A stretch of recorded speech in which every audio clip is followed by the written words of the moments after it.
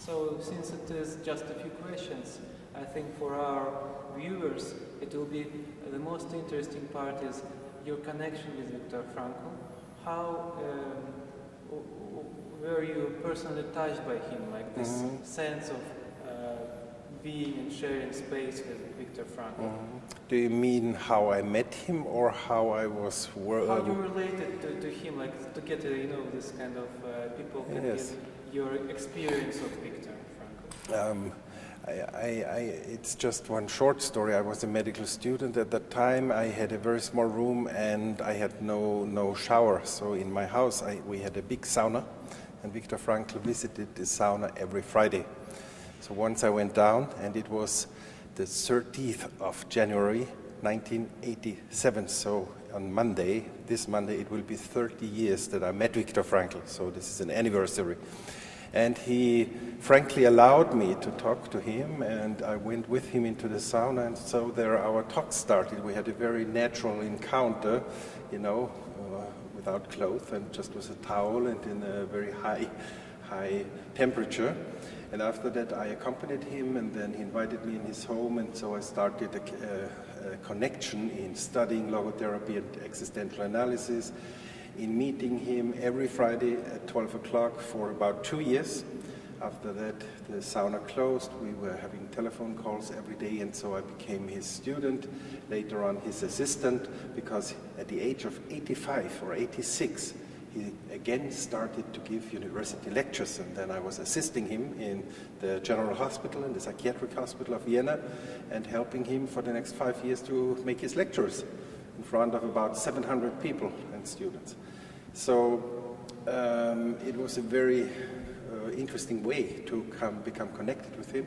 Of course, I studied all his literature, all one book after the next one, and I was deeply touched. I was 24 at the time when I met him, and I was deeply touched by the story of the concentration camp, of course, because in Austria people are not were not very fond of talking about the history of Austria, Germany, Nazi time, and so on. And Viktor Frankl was a witness. He, with his eyes, with his hands, with his body, he experienced the hell of Terezin, of Auschwitz, of Dachau, of all the concentration camps, and at least he lost all of his family members, with exception only of his sister. She survived in Australia. So he lost his father in Theresienstadt, he lost his mother in the gas chamber of Auschwitz. She died at the age of 65, murdered by the Nazis by gas. And he could he could come away from Auschwitz to Dachau camps, and his first wife Tilly, she was mentioned in the play also, she died at the age of nearly 25 in Bergen-Belsen in north of Germany. So he lost all of his family. And after he was liberated, which we could also see in this wonderful performance here in this theater, he really had no hate in his heart. He still was meaning-orientated. He still tried against all odds, against all the difficulties he had experienced, to go on living. But definitely after the liberation, he had a very deep crisis. So for me, as your question was how I met him, how I was related to him, it was very important. That's why I told you the story, to hear all about, let's say a lot about his biography, by his own mouth, by his own voice, by his words personally. So, and this was deeply impressing, and of course I'm really very glad and happy to have had this luck to meet him and to come very close to him.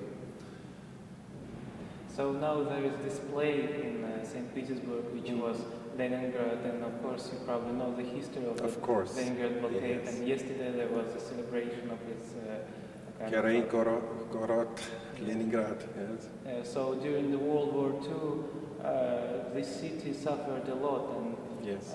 What do you think can logotherapy tell us about how to, even new generations, how to come to terms with this experience that people went through, which maybe never has been understood in this particular way, the way that is held by Viktor Frankl, for instance? I think the history of Leningrad and now St. Petersburg is somehow comparable with a sort of a very big concentration camp. All the city was captured, all the people were captured. I think 1 million of people died just under the pressure of the Nazi soldiers and so on, and people have had a very terrible experience here. You are young people now, you're modern people, you're the grandsons and granddaughters of those people who have suffered in that time, and you are the example of those who survived and who overcame those very difficult times and those horror scenarios. So maybe many of your grandfathers and grandmothers probably have thought, I must survive somehow all this wartime and all these cruel times to bring out the next generation, to help my own children, your parents, for example, to survive and to go on in this life.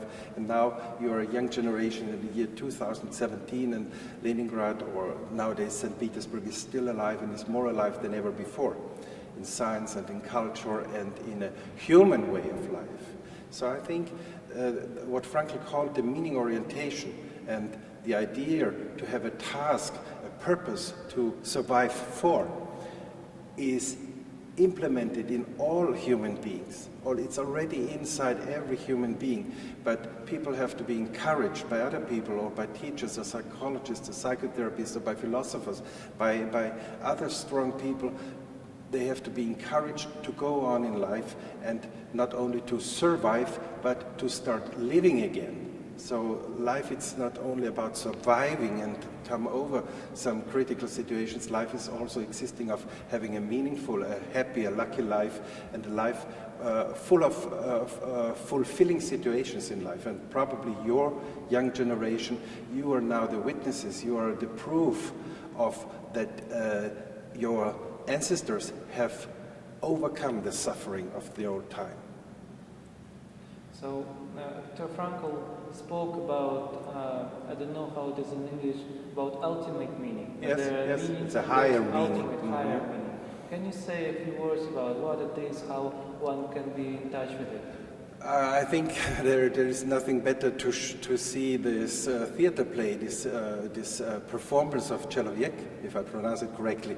This was so such a very deepening and very touching instrument to recreate within the audience, within the people, what the people have lived and what they have had inside. But can you just repeat the last part of your question? Sorry. Yeah, can you elaborate what the yes, higher meaning. Sorry. There is a meaning like our meaning we have now. You want an interview, you want me to say some short words for your interested public, and I try to fulfill this meaning of 10 o'clock in the evening of 28th of January, now. This is the meaning here and now. Then I have a meaning, for example, tomorrow to go on lecturing here in the Institute, the Viktor Frankl Center of St. Petersburg, to lecture about Viktor Frankl and his theories. So I have a meaning for tomorrow. And then I have a meaning going on far and far into the future until my death. I hope I will live for a long time, but at the end I will die. And then I will look back maybe at the age of 80 or 85, I hope, or maybe 90, we'll see. And I look back and see, what was my life lived for? What did I experience? What did I fulfill? What did I do in this life? What was it meaningful for? And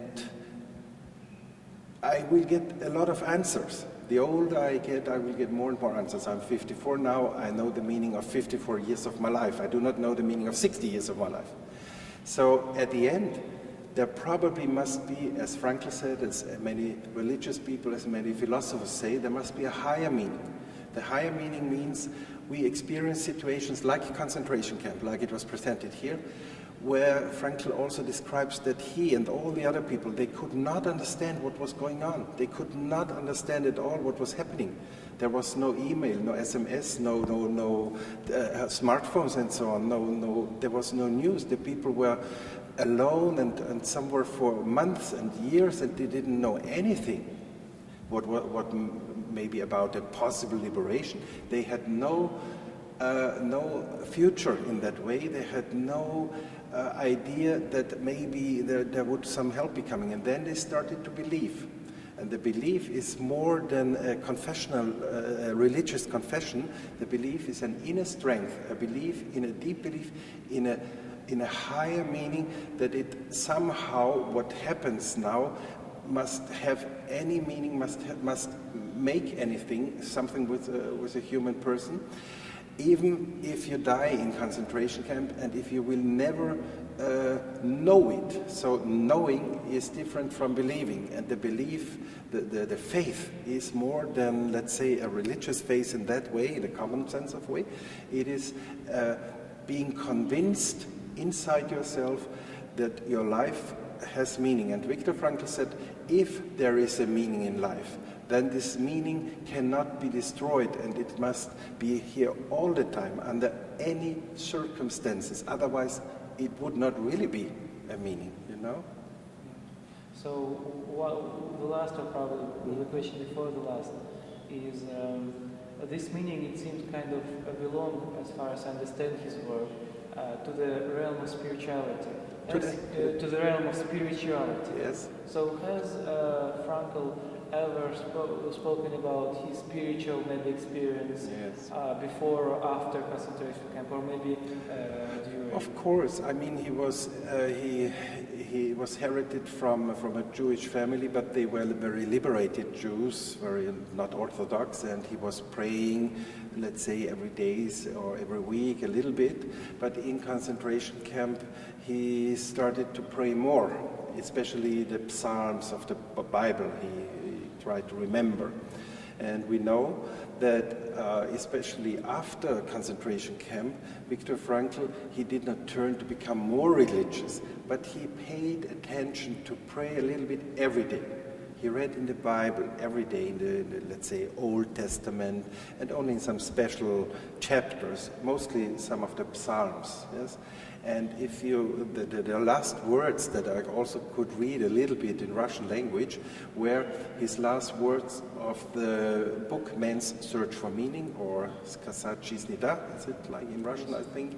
And it was that after all of that, what you have experienced here in concentration camp, you have not to fear anything in the world except your own God. And he thought about his God, that it's a protecting God, that it's a hand covering his fate all the time under any circumstance. But this was very personal. Viktor Frankl's religious approach was very personal, with one exception. He wrote one book. He gave the title The Unconscious God. So this is, even if people are not thinking about God, probably there's something very unconsciously, subconsciously in us that gives us inner strength. And this can be called God. And Viktor Frankl defined for himself, he defined God as the partner of the most intimate talkings, what you only tell yourself somehow, and your very most intimate, let's say, spirit that way. So, and the last question is, today we find ourselves in the postmodern times, and in these postmodern times, people often say, oh, there is no meaning to life at all. And you can see it in art, in politics, in philosophy, everywhere. And yet it seems, I have faith, that there is kind of, it's a wrong assumption that there is no meaning. But how do we overcome how do we overcome this problem of seeing no meaning in life? How do we see meaning in life? I mean, modern or not modern, postmodern, hypermodern people, Человек, like the piece is called, are living all the time in the time. We are here and now, we both in 2017. There were people here in 1717, and there will be people in 2317. So we are here now, and we have one big problem in life, and that is that our life is limited. So also our time of the interview is limited. So there is one idea that we give this short interview a very good essence, very good information in short time, so that it may be meaningful, that it may be interesting for the viewers, for the audience. Next step is that my life might be meaningful for me, the time I'm living now in this year, in 2017, for example, and the next decades in my life until my end. And because we once, a long time away, I hope, we will die, everything here on earth will be finished. So it is just one simple idea that you will have to take care about. Time is limited. It's like in a sand watch.